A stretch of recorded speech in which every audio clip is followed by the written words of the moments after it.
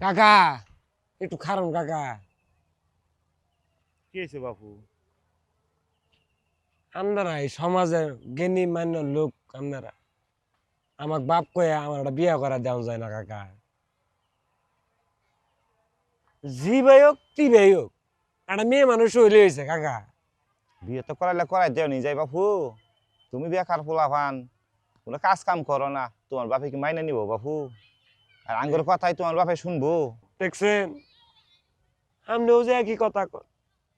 মনাজুল কাকার শান্তি না থাকে, কেমনে কামাইটা করমু কাকা কন, আমনে কন।